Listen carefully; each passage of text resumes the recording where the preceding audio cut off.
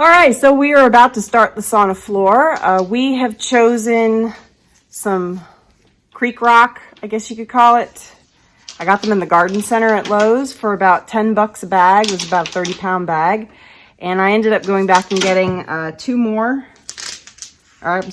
more. We got two and then realized we didn't have enough. So we went back and bought three more and I got them at a discount. I think I got 3 bags for all of like $5 or $6 because they were opened and some of them were missing. So we also looked at a couple of different options for this type of rock in the 1 foot by 1 foot square, foot square sections. And the foot square section sold for about $10 a square foot. And I didn't think that was very good. So we have different shapes and sizes. There's fat ones and skinny ones and flat ones. So I'm going to put all the flat ones, or at least I'm going to try to put all the flat ones in the front. And we're going to put the big chunkier ones in the back underneath the benches. So we're going to start in the back and work our way up. And hopefully it'll be really nice.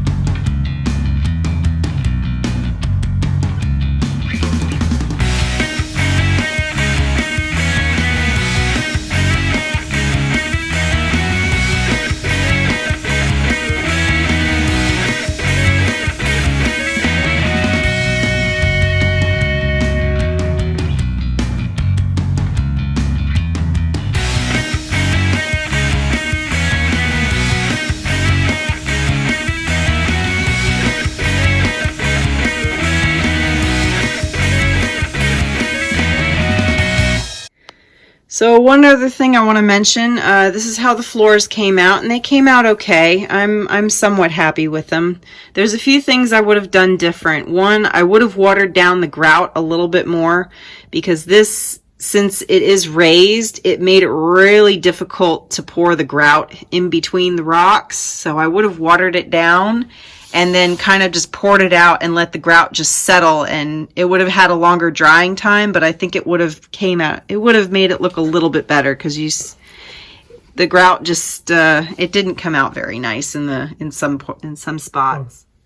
So one other problem I want to mention that I had was some of these rocks were just not smooth, and what I mean by smooth is I mean they were so chunky that they didn't want to adhere to the mortar on the floor. So a lot of these in the back here are loose. Like you can see, that one back there is kind of just floating there. They laid, the smoother ones up front laid down pretty nicely, but these back chunkier ones, just, I had to really dump the mortar on there to get them to stick. And even afterwards, they didn't want to stick. Like I said, the grout, on the other hand, was probably more difficult to lay because you don't do it the traditional way. I couldn't lay it with a trowel, and that became a problem. So if you are to do a project like this, you might want to just spend the extra money and buy the 1 square foot sheet squares that were like $10 a pop. But we did this on the cheap, so this is how it came out.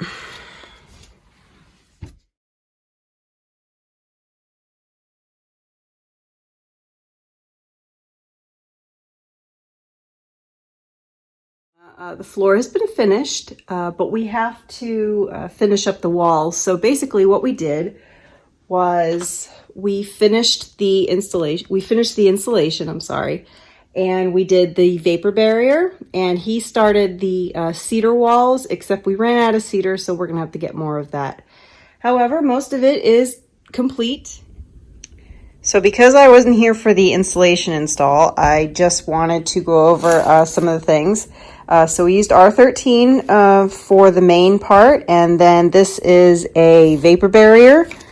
Keeps the moisture out. It is foil, but it's a very durable plasticky kind of foil. And then we sealed it with foil tape. And this can be purchased at the local hardware store. We actually ordered this online because we could not find it at the hardware store. So that's just one little thing. As you can see, we did get a light installed when we had the sauna heater installed, which is 240 voltage, I believe, with a 25 amp. And the electrician just went ahead and put a light in for us, so we can actually have a light in here now. So it's right here on the corner. I'll show you. It's right here. So we're gonna cover this with a what do you call it? Outdoor cover, so that there's no moisture that accumulates in it. But as you can see, we're almost done with the walls and part of the ceiling, so we just need to get some more boards. So one other thing I wanted to mention was the walls, how we did the walls. We shiplapped them, and all that means is we took the wood that we bought and we cut it like so, little grooves on the end, and we overlapped them so that when you put them together, they overlap like that. Shiplap. So how we did that was we just ran them through the table saw, and we got this neat little thing. This is called a stacked dado. Comes in a kit. You can buy it at the hardware store. I think we paid about $60 for it. And it comes with several different size blades. And basically what you do is you stack them with these, and it changes the blade width with these discs. And you can go as far or as narrow. Comes in a nice little carrying case. Pretty nice. That's how we did the walls. So right now I am making the frame for the benches. We have completed the walls. As you can see, the walls and the ceiling are done. Moving right along. This spot was a tough one. This was the top.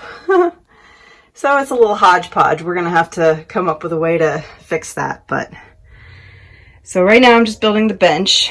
So this is gonna be the bottom bench. I built the shelf, and I'm gonna finish this side, and then we're going to, well, I'm gonna put a center support here and a center support on the other side, and then go across like this for the slats. I just did a basic frame around the 3 walls here with 2 in the center and then 1 going across all the way. It gives a little bit more support. And then another smaller piece. I went about 6 inches away from the heater. Now the heater is not attached to the wall right now, just to give me space to get the drill back there.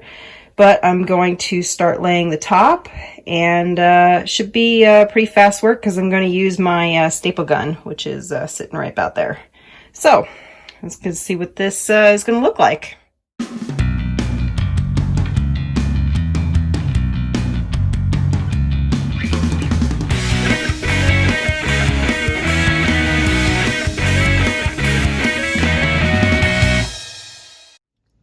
Thanks so much for watching this part of the video. If you enjoyed it, please stick around for the next part. We'll be talking more about the inside of the sauna. So if you enjoyed the video, please stick around.